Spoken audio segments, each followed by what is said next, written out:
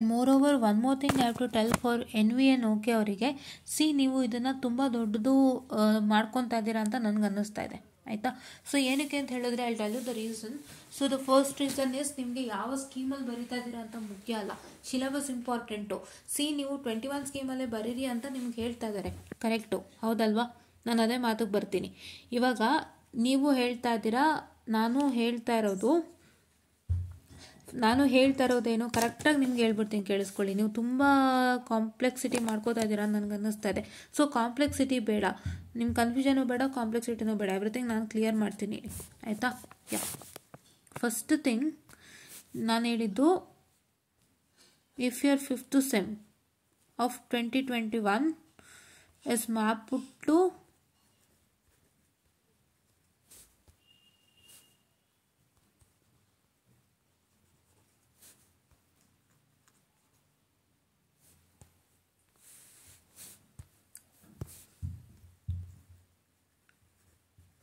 ಈ ಥರ ಮ್ಯಾಪ್ ಆಗಿದ್ದಾಗ you can write in 5th sem ಅಂತಾನೆ ನಾನು ಹೇಳಿದ್ದು, ಕರೆಕ್ಟ್ ಅಲ್ವಾ.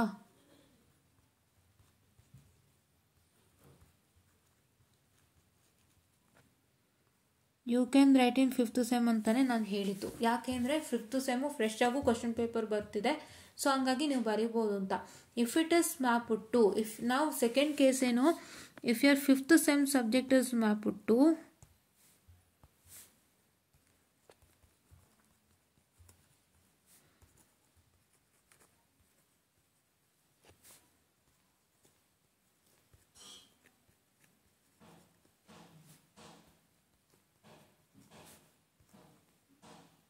ಸಿಕ್ಸ್ತ್ ಸೆಮಿಸ್ಟರ್ 6, 7 and 8 ಆಯಿತಾ.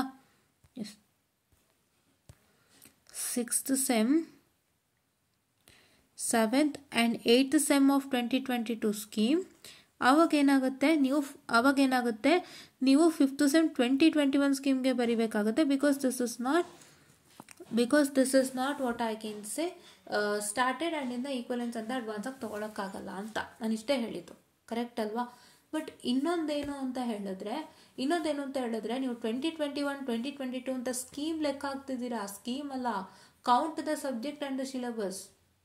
ಅದೇ ನೀವು ಮಾಡ್ತಾರೋ ತಪ್ಪು. ನೀವು ಅದೇ ತಪ್ಪು ಮಾಡಿ ನೀವು ನಾವೇನೇನೋ ಹೇಳ್ತಿದ್ದೀವಿ ಅಂತೇಳಿ ಇಲ್ಲಿ ಬಂದು ಸ್ಟಾರ್ಟ್ ಮಾಡ್ತಿದ್ದೀರಾ. ಏನು ಗೊತ್ತಾ, see what is mapping. First mapping ಅಂದರೆ ಏನು ಅಂತ ಅರ್ಥ ಮಾಡ್ಕೊಳ್ಳಿ NVM ಅವರೇ. ನೀವು ಅದೇ ಅರ್ಥ ಮಾಡ್ಕೊಂಡಿಲ್ಲ, ಅದಕ್ಕೆ ಈ ರೀತಿ ಕಾಮೆಂಟ್ಸ್ಗಳು ಬರ್ತಾ ಇದೆ ನಿಮ್ಮಿಂದ, ನಂಗೆ ಗೊತ್ತಾಗ್ತಾ ಇದೆ.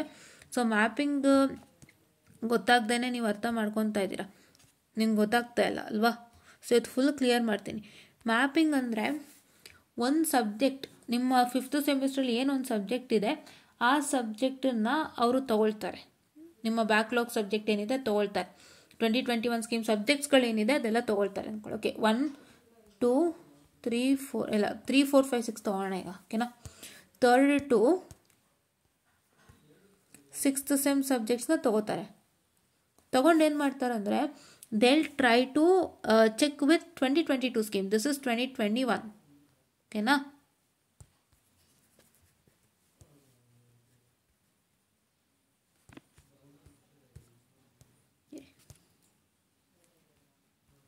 ಓಕೆ, ಸೊ ಅದೇ ಥರ ಅವ್ರು ಏನು ಮಾಡ್ತಾರೆ, 3rd to 5th sem of 2022 scheme ಸಬ್ಜೆಕ್ಟ್ಸ್ನ ತೊಗೋತಾರೆ.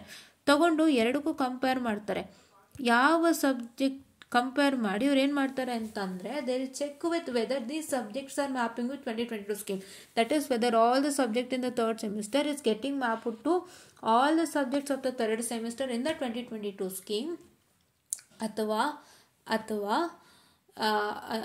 ಮ್ಯಾಪ್ ಆಗ್ತಾ ಇಲ್ವಾ ಅಂತಲೂ ಚೆಕ್ ಮಾಡ್ತಾರೆ. ಎರಡೂ ಚೆಕಿಂಗ್ ಮಾಡ್ತಾರೆ. ಅದೇ ರೀತಿ they will do for all the semesters 3, 4, 5, 6. 4th sem of 2021 scheme is getting map to 4th sem of 2022 ಸ್ಕೀಮಾ, ಅಥವಾ if it is getting map to any other ಸೆಮಿಸ್ಟರಾ, ಅದು ಕೂಡ ಚೆಕ್ ಮಾಡ್ತಾರೆ. Because it's not irrespective of semester, it's getting mapped. Actually same subject ಬೇರೆ ಯಾವುದೇ ಸೆಮಿಸ್ಟ್ರಲ್ಲಿ ಇದ್ರೂ ಕೂಡ ಮ್ಯಾಪ್ ಮಾಡಿದ್ದಾರೆ. So for example, if you can consider 4th sem DSP 21 EC41 is map to BEC 502, that is 5th semester, ಕರೆಕ್ಟಾ. Yes. ಓಕೆನಾ, ಅದೊಂದು. ಮತ್ತು ತಿರ್ಗಾ ಫಿಫ್ತ್ ಸೆಮ್ದು ಕ್ಯಾಲ್ಕುಲೇಟ್ ಮಾಡ್ತಾರೆ. Fifth sem subject whether it is map to all the fifth sem ಸಬ್ಜೆಕ್ಟ್ಸ್ನ 2022 ಸ್ಕೀಮಾ ಅಥವಾ ಬೇರೆ ಯಾವುದಾದ್ರು ಒಂದು ಸೆಮ್ಗೆ ಮ್ಯಾಪ್ ಆಗ್ತಿದೆನಾ, ಈ ಥರ ಕೂಡ ಚೆಕ್ ಮಾಡ್ತಾರೆ. ಚೆಕ್ ಮಾಡಿಬಿಟ್ಟು ಅವ್ರು ಏನು ಮಾಡ್ತಾರೆ, ಮ್ಯಾಪ್ ಆಗಿದೆ ಅಂತಂದರೆ ಮ್ಯಾಪಿಂಗ್ ಕಂಡೀಷನ್ ಏನು, what is the condition for mapping? The mapping condition states that so 70% to 80% syllabus should be same.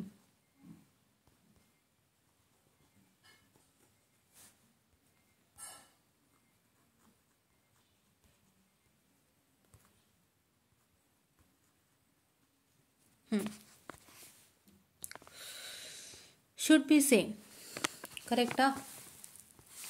Should be same ಅಂತ ಅಂದ್ಬಿಟ್ಟು should be same or 100% same ಇರಬೇಕು ಅನ್ನೋ ಥರ. ಓಕೆ, ಕೆಲವೊಂದು 100% ಸೇಮ್ ಇರುತ್ತೆ, ಇಲ್ಲ ಇನ್ನು ಕೆಲವೊಂದು ಒಂದು 70 to 80% ಸೇಮ್ ಇರುತ್ತೆ. ಅದು ಡಿಪೆಂಡಿಂಗ್ ಅಪಾನ್ ದ ಸಬ್ಜೆಕ್ಟ್, ಆಯಿತಾ? ಸೊ ಇದನ್ನು ಚೆಕ್ ಮಾಡ್ತಾರೆ. ಸೊ ಇದನ್ನು ಚೆಕ್ ಮಾಡಿದಾಗ ಏನಾಗುತ್ತೆ ಅಪ್ಪ ಅಂತ ಹೇಳಿದ್ರೆ, ಇದು ಮ್ಯಾಪಿಂಗು. ಸೊ ಈ ಒಂದು ಕಂಡೀಷನ್ನ ಫಾಲೋ ಆದಾಗ ಅವ್ರು ಮ್ಯಾಪಿಂಗ್ ಮಾಡ್ತಾರೆ. ಸೊ ಮ್ಯಾಪಿಂಗ್ ಮಾಡಿದಾಗ ನೀವು ಸ್ಕೀಮ್ನ ಲೆಕ್ಕ ಹಾಕೋ ಹಂಗಿಲ್ಲ. Mapping is not an simply ನಿಮಗೆ ಯಾವುದೋ ಒಂದು ಸಬ್ಜೆಕ್ಟ್ಗೆ ಯಾವುದೋ ಒಂದು ಸಬ್ಜೆಕ್ಟ್ನ ಸುಮ್ಮನೆ ಮ್ಯಾಪ್ ಮಾಡೋಕ್ಕಾಗಲ್ಲ. ಹಂಗೆ ಮ್ಯಾಪ್ ಮಾಡಿಬಿಟ್ರು ನೀವು ಸಿಲೆಬಸ್ಸೇ ಬೇರೆ ಹೆಂಗೆ ಓದ್ತೀರಾ? ಅದನ್ನು ಅವರು ಸಿಲೆಬಸ್ನೂ ಒಂದು ಇದಾಗಿ ಇಟ್ಕೊಂಡು, ಅಂದರೆ ಸಿಲೆಬಸ್ಸನ್ನು ಒಂದು ಪ್ರಯಾರಿಟಿಯಾಗಿ ಇಟ್ಕೊಂಡು ಮಾಡಿದ್ದಾರೆ. ಸೊ ಅವಾಗ ನೀವೇನು ಮಾಡಬೇಕು ಅಂತ ಹೇಳಿದ್ರೆ, ನಾನು 21 ಸ್ಕೀಮ್ಗೆ ಬರೀಬೇಕು, ನಾನು 22ಗೆ ಬರೀಬೇಕು, ಅಥವಾ ನೀವ್ಯಾರು ಬ್ಯಾಕ್ 18-17 ಸ್ಕೀಮರ್ ಇದ್ದರೆ ನಾನು 17ಗೆ ಬರೀಬೇಕು, 18ಗೆ ಬರೀಬೇಕು. ಸ್ಕೀಮೆಲ್ಲ ಲೆಕ್ಕ ಹಾಕೋದು, ಸಿಲೆಬಸ್ ಮ್ಯಾಪ್ ಆಗ್ಬಿಟ್ಟಿರುತ್ತಲ್ಲ ಅಲ್ಲಿ ನಿಮಗೆ 70 to 80% ಮ್ಯಾಪ್ ಆದಮೇಲೆ ನೀವು ಸ್ಕೀಮ್ ಲೆಕ್ಕ ಹಾಕ್ಕೊಂಡು ಏನು ಮಾಡ್ತೀರಾ? ದ ಫಸ್ಟ್ ಥಿಂಗ್, ಆಯಿತಾ? ಆ್ಯಂಡ್ ದ ಸೆಕೆಂಡ್ ಥಿಂಗ್, ನೀವೇ ಯೋಚನೆ ಮಾಡಬೇಕದು. ನೀವು ಸ್ಟೂಡೆಂಟ್ಸ್ಗಳು ಸ್ವಲ್ಪ ಯೋಚನೆ ಮಾಡಬೇಕು. ಈಗ ನಿಮಗೆ 5th ಸೆಮ್ ಯಾವುದೊಂದು ಸಬ್ಜೆಕ್ಟು 6th ಸೆಮ್ಗೆ ಮ್ಯಾಪ್ ಆಗಿತ್ತು ಅಂತ ಇಟ್ಕೊಳ್ಳಿ. ಆವಾಗ ನಿಮ್ಮ ಹತ್ರ 6th ಸೆಮ್ ಸಿಲೆಬಸ್ ಇದೆಯಾ ಹೊಸದು 2022ಗೆ? ಇಲ್ಲ. ಇವಾಗ ಬಿಟ್ಟಿದ್ರು ಕೂಡ ಅದು ಫ್ರೆಶ್ ಆಗೇ ಇಲ್ಲ. ಅದು ಅವ್ರು ಆಲ್ರೆಡಿ ಮೆನ್ಷನ್ ಮಾಡಿದ್ದಾರೆ, ನಾವು ಡಿಸ್ಕಸ್ಸು ಮಾಡಿದ್ದೀವಿ. ಅಂಥದ್ರಲ್ಲಿ ನೀವು ಇನ್ನೂ 21 ಸ್ಕೀಮ್ಗೆ ಬರ್ರಿ ಅಂತ ಹೇಳಿದ್ದಾರೆ, 1 to 4th ಸೆಮ್ ಮಾತ್ರ 22 ಸ್ಕೀಮಿಗೆ ಬರ್ರಿ ಅಂತ ಹೇಳಿದ್ದಾರೆ ಅಂತ ಅದನ್ನೇ ಯಾಕೆ ಎದುಕ್ತೀರಾ ಇವರೇ? NVM ಅವರೇ, ಗೊತ್ತಾಗ್ತಿದೆ ಅಲ್ವಾ? ಸೊ ಅಷ್ಟೆಲ್ಲ ನಿಮ್ಗೆ ಹೇಳ್ಬಿಟ್ಟಿದ್ದೀವಿ, ನಾವು ಫಸ್ಟೇ ಹೇಳ್ಬಿಟ್ವಿ. 6th ಸೆಮ್ ಮೇಲೆ ಮ್ಯಾಪ್ ಆಗಿದ್ದಾರೆ, 6th 7th 8th ಮ್ಯಾಪ್ ಆಗಿದ್ದಾರೆ. ನಿಮಗೆ 6th 7th ಸೆಮ್ಗೆ ಮ್ಯಾಪ್ ಆಗಿದ್ದಾರೆ. ನಿಮಗೆ ಏನಾಗುತ್ತೆ ಅಪ್ಪ ಅಂತ ಹೇಳಿದ್ರೆ ಇದು ಏನದು, ಅದು ಅಡ್ವಾನ್ಸ್ಡಾಗಿ ತೊಗೊಳಕ್ಕಾಗಲ್ಲ ಅಂತ ನಿಮ್ಗೆ ಆಲ್ರೆಡಿ ಇನ್ಫಾರ್ಮ್ ಆಗ್ಬಿಟ್ಟಿದ್ದೀವಿ. ಸೊ ಹಂಗಾಗಿ it's ruled out case. And ಅವಾಗ ನೀವು ನಿಮ್ಮ 21 ಸ್ಕೀಮ್ಗೆ ಬರೀಲೇಬೇಕಾಗುತ್ತೆ. ಕರೆಕ್ಟ್ ಅಲ್ವಾ? ಕರೆಕ್ಟ್ ತಾನೆ? ಹೌದಲ್ವಾ? ಸೊ ಹಾಗಾಗಿ ನಿಮ್ಗೆ ಅದೊಂದು ಮ್ಯಾಟ್ರ್ ನಿಮ್ಗೆ ಆಲ್ರೆಡಿ ಗೊತ್ತಾಗೋಗಿರುತ್ತೆ.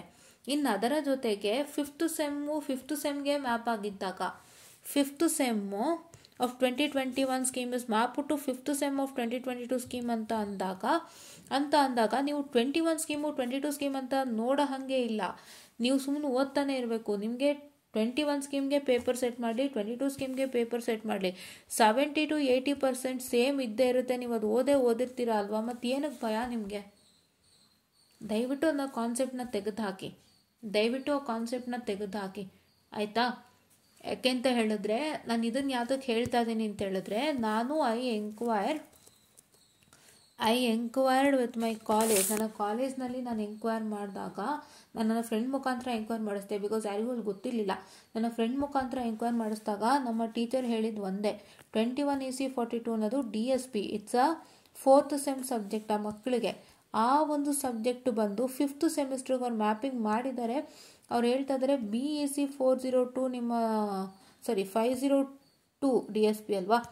BEC502 ನಿಮ್ಮ ಒಂದು ಏನಂತ ಹೇಳ್ತಾರೆ, BEC502ಗೆ ನೀವು ಓದಬೇಕು ಅಂತ ಹೇಳ್ತಾ ಇದ್ದಾರೆ. ಅವ್ರು 4th ಸೆಮ್ಗೆ 5th ಮ್ಯಾಪ್ ಮಾಡಿದ್ದಾಗ ನಿಮ್ಮ 5th semester 21 scheme 5th sem 22 ಸ್ಕೀಮ್ಗೆ ಮ್ಯಾಪ್ ಆಗಿದ್ದಾಗ ಅವಾಗ ಬರೆಯೋದಕ್ಕೆ ಅವಕಾಶ ಇರಲ್ವಾ? ಇದ್ದೇ ಇರುತ್ತೆ. ಅದನ್ನೇ ನಾನು ಹೇಳಿದ್ದಷ್ಟೇ. ಅದರಲ್ಲಿ ನಿಮ್ಮ 5th ಸೆಮ್ ಸಬ್ಜೆಕ್ಟಲ್ಲಿ ಎಲ್ಲನೂ 5ನೇ ಸೆಮ್ಮಿಗೆ ಮ್ಯಾಪ್ ಆಗಿರಲ್ಲ. ಅದನ್ನು ದಯವಿಟ್ಟು ನೆನಪಿನಲ್ಲಿ ಇಟ್ಕೊಳ್ಳಿ. ಎಲ್ಲನೂ ಮ್ಯಾಪ್ ಆಗಿರಲ್ಲ, ಎಲ್ಲೋ ಒಂದೋ ಎರಡೋ ಮ್ಯಾಪ್ ಆಗಿರುತ್ತೆ 5ನೇ ಸೆಮ್ಗೆ. ಆ ಥರ ಮ್ಯಾಪ್ ಆಗಿರುತ್ತಲ್ವ ಅದನ್ನು ಮಾತ್ರ ನೀವು 5th ಸೆಮ್ 22 ಸ್ಕೀಮ್ಗೆ ಬರೆಯತಕ್ಕದ್ದು ಅಂತ ನಾನು ಹೇಳ್ತಾ ಇರೋದು. ಅದನ್ನ ತಲೆಯಲ್ಲಿ ಇಟ್ಕೊಳ್ಳಿ. ನೀವು ಸ್ಕೀಮು ಅಂತ ಯೋಚನೆ ಮಾಡಬೇಡಿ. ನಿಮಗೆ 70 to 80% ಇಲ್ಲ 100% ಸಿಲೆಬಸ್ ಮ್ಯಾಚ್ ಆಗಿದ್ರೇ ನಿಮಗೆ ಮ್ಯಾಪಿಂಗ್ ಮಾಡಿ ಕೊಡೋ ಅಂಥದ್ದು. ಆ್ಯಂಡ್ ನೀವು ಯಾವುದ್ರಲ್ಲೇ ಓದಿದ್ರು 70 to 80% ಎರಡು ಸಿಲೆಬಸ್ಸಿನ ಕವರ್ ಆಗಿರುತ್ತೆ. ಇಲ್ಲ ಮಿನಿಮಮ್ 90% ಆದರೂ ಕವರ್ ಆಗಿರುತ್ತೆ. ಎಲ್ಲ 10% ಚೇಂಜಸ್ ಆಗಿರ್ಬೋದು ಅಷ್ಟೇ ಅಲ್ವಾ? ಕರೆಕ್ಟ್ ಅಲ್ವಾ? ಮತ್ತು ಅದಕ್ಕೆ ಯಾಕೆ ಸ್ಕೀಮು ಸಿಲೆಬಸ್ಸು ಆ ಸ್ಕೀಮಲ್ಲೇ ಬರ್ರಿ ಅಂತ ಹೇಳಿದ್ದಾರೆ, ಈ ಸ್ಕೀಮಲ್ಲೇ ಬರ್ರಿ ಅಂತ ಹೇಳಿದ್ದಾರೆ. ಹೌದು ಹೇಳಿದ್ದಾರೆ ಸತ್ಯ.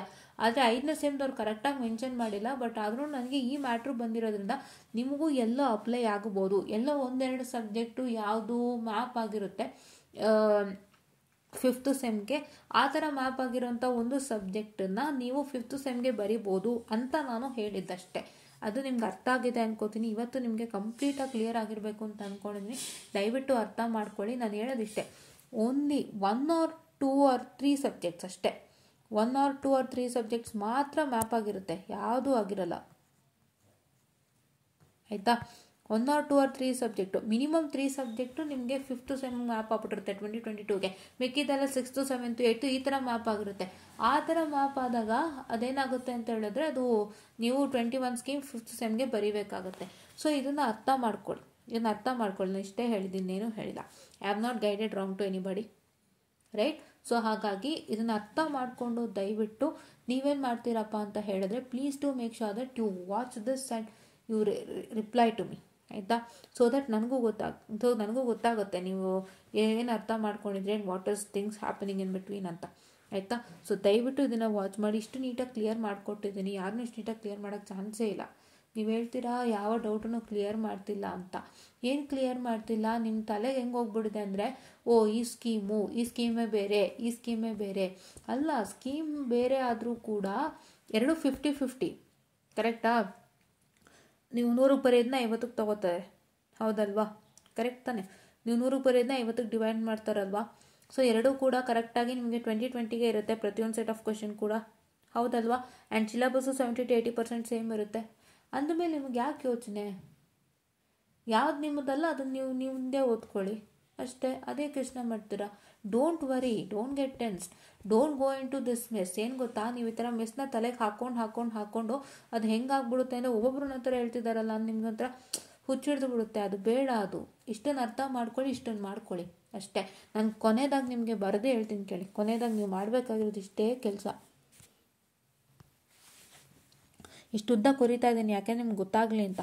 ಕೊನೆಯದಾಗಿ ಮಾಡಬೇಕಾಗಿರೋದು ಇಷ್ಟೇ ಕೆಲಸ. ನಿಮ್ಮದೊಂದು ಏನಂತ ಹೇಳ್ತಾರೆ ಈಕ್ವಲೆನ್ಸ್ ಕೋರ್ಸ್ ಸಬ್ಜೆಕ್ಟ್ ಈಕ್ವಲೆನ್ಸ್, ಅದನ್ನು ನೀವೇನು ಮಾಡ್ತೀರಾ ಅಂತಂದರೆ ಅದನ್ನು ಫಸ್ಟು ನೀವು ತೆಗೆದು ನೋಡಿ. ನೀವು ಯಾವ ಬ್ರಾಂಚ್ ಇದ್ದೀರಾ ಅಂತ ಫಸ್ಟ್ ನೋಡ್ಕೊಳ್ಳಿ, ಆಯಿತಾ?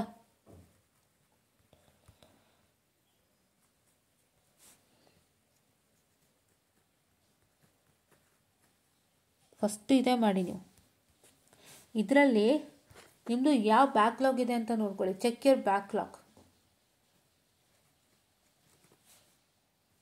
3ನೇದು ಬ್ಯಾಕ್ಲಾಗ್ ಚೆಕ್ ಮಾಡಿ. 3ನೇದು ಏನು ಮಾಡ್ತೀರಪ್ಪ ಅಂತ ಹೇಳಿದ್ರೆ, ನಿಮಗೆ 5th ಸೆಮ್ ಬ್ಯಾಕ್ಲಾಗ್ ಇದೆ ಅಲ್ವಾ? ನಂಗೆ ಗೊತ್ತಾಗ್ತದೆ, ನೀವು ಮೆಸೇಜ್ ಮಾಡಿದ್ದೇನೆ 5th ಸೆಮ್ ಬ್ಯಾಕ್ಲಾಗ್ ಅಂತ. ಸೊ ಅದರಲ್ಲಿ ನಿಮ್ಮ 5th sem backlog, what is that 5th sem backlog that you are specially 5th sem, ನನ್ನದು ರೆಡ್ ಪೆನ್ನಲ್ಲೇ ಬರೀತೀನಿ ತಡ್ರಿ.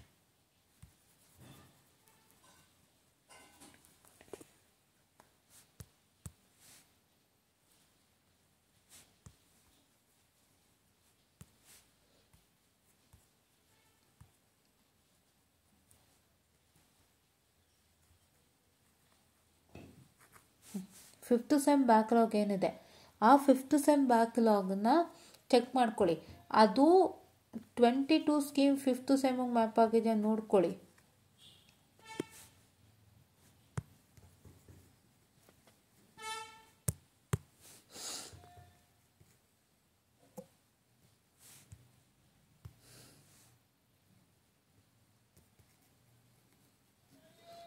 ಸ್ಕೀಮ್ 5th ಸೆಮ್ಗೆ ಮ್ಯಾಪ್ ಆಗಿದೆ ನೋಡ್ಕೊಳ್ಳಿ. If in case it is mapped,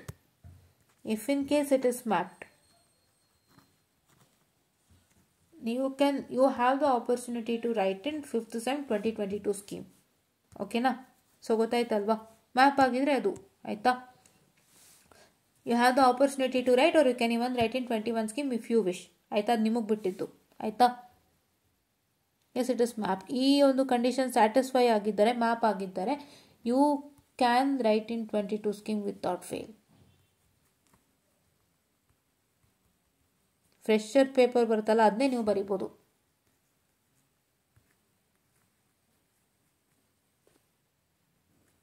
ಓಕೆನಾ. Next, if it is not mapped to 5th sem, if not ಮ್ಯಾಪೇ ಆಗಿಲ್ಲ ಅಂದರೆ, 5th ಸೆಮ್ಗೆ ಮ್ಯಾಪೇ ಆಗಿಲ್ಲ, ಅಕಸ್ಮಾತ್ ಅದೇನಾದ್ರೂ ಪ್ರೀವಿಯಸ್ ಸೆಮಿಸ್ಟರ್ಗೂ ಮ್ಯಾಪ್ ಆಗಿತ್ತು, 4th ಸೆಮ್ಗೆ ಏನಾದ್ರು ಮ್ಯಾಪ್ ಆಗಿದ್ರು ಪರವಾಗಿಲ್ಲ, ನೀವು 4th ಸೆಮ್ ಜೊತೆಗೂ ಬರಿಬೋದು, ಏನು ತೊಂದರೆ ಇಲ್ಲ. If in case it is not mapped ಅಂದರೆ, if in case it is map to 6, 7 and 8, almost ನಾನು ನೋಡಿದಂಗೆ 6, 7, 8ಗೆ ಮ್ಯಾಪ್ ಆಗಿರೋದು. ಆವಾಗ ನೀವೇನು ಮಾಡ್ತೀರಾ ಅಂದರೆ,